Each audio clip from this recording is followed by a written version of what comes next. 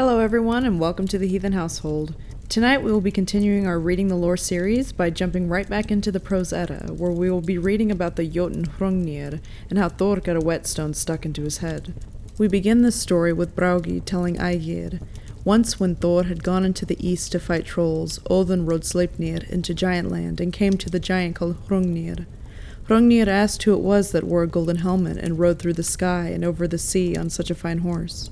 Odin said he would wager his head that no horse in Giant Land was its equal. Hrungnir answered that Sleipnir was a good horse, but let on that he himself had a horse that took far bigger strides, and this horse is named Goldvaxi, or Golden Mane. Losing his temper, Hrungnir jumped onto his horse and raced after Odin, hoping to repay him for his bragging. Odin galloped so fast that he stayed ahead of the giant, always just over a hill. But Hrungnir was in such a giant fury that he had passed through the gate of Ausgard before he realized it. When he arrived at the hall doors, the Aesir invited him to drink. Walking into the hall, he demanded the drink. Then Thor's usual drinking bowls were brought out, and Hrungnir drained them all. When he became drunk, there was no end to his boasting. He said that he would lift up Valhalla and take it to Giant Land, bury Ausgard, and kill all the gods except Freyja and Sif, whom he wanted to take home with him. When Freyja went to serve him, he vowed that he would drink all of the Aesir's ale. When the Aesir grew tired of Hrungnir's boasting, they called on Thor, who quickly entered the hall, his hammer raised in the air. Enraged, he asked who had allowed the cunning giant to drink there, who had granted Hrungnir permission to be at Valhalla, and why should Freyja be serving him as though he were feasting among the Aesir? Then Hrungnir answered, his eyes showing no friendship for Thor. He said that Odin had invited him to drink, and that he was there on Odin's safe conduct. Thor said Hrungnir would regret that invitation before he left. Hrungnir replied to Thor of the Aesir that there was little renown in killing him weaponless, but Thor would find it a greater test of courage if he dared to fight him on the border at Grjotunagard. It was very foolish of me, said Hrungnir, that I left my shield and whetstone at home. If I had my weapons here, we would now be testing each other in a duel. As matters stand, however, I lay on you a charge of cowardly betrayal if you choose to kill me when I am weaponless. Thor wanted on no account to miss the opportunity to take part in a duel, because no one had ever challenged him before. Hrungnir now went back the way he had come, galloping as fast as he could until he reached Giant Land. There among the giants his trip became famous, not least because a contest had been arranged between him and Thor. The giants felt that there was much at stake in who would gain the victory, for it seemed to them that they would have little hope against Thor if Hrungnir was killed, since he was their strongest. The giants then fashioned a man from clay at Grjotunagard. He was 9 leagues high and 3 leagues wide under the arms. They could not find a heart that was suitably large for him until they took one from the mare, but this heart became unsteady as soon as Thor arrived. Hrungnir had a heart that was famous. His head was also made of stone, as was his shield, which was wide and thick. Holding his shield in front of him, he stood waiting at Grjotunagard for Thor. He had a whetstone for a weapon, and it rested steady on his shoulder. He was not a welcoming sight. Standing terrified at Hrungnir's side was the clay giant, called Molkurkalvi. It is said that on seeing Thor, he wet himself.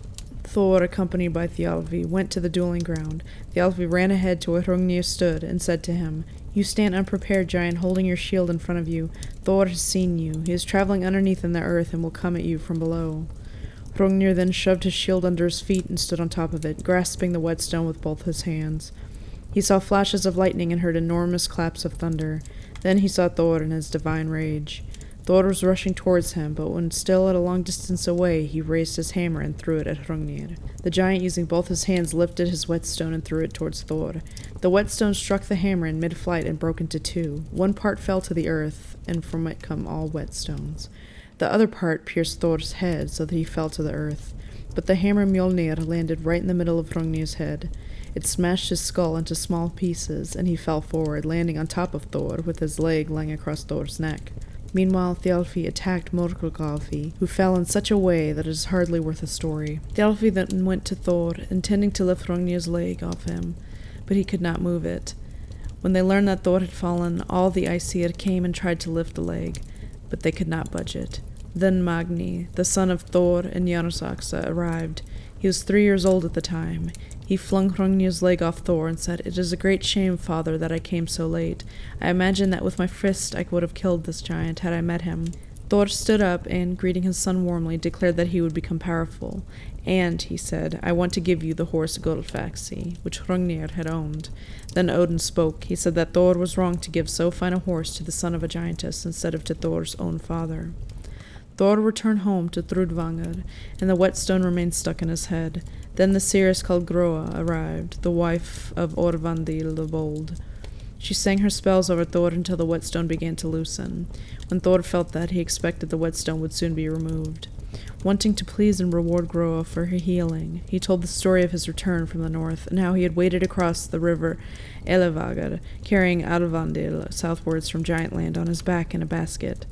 He recounted that one of Arvandil's toes had stuck out from the basket and had frozen. Thor broke it off and threw it up into the heavens as a token, making from it the star called Arvandil's toe. Thor added that it would not be long before Arvandil returned home. Then Groa became so happy that she couldn't remember any of her magic, and the whetstone got no looser but remained lodged in Thor's head. And it is offered as a warning that one should not throw a whetstone across a floor, because then the whetstone in Thor's head moves.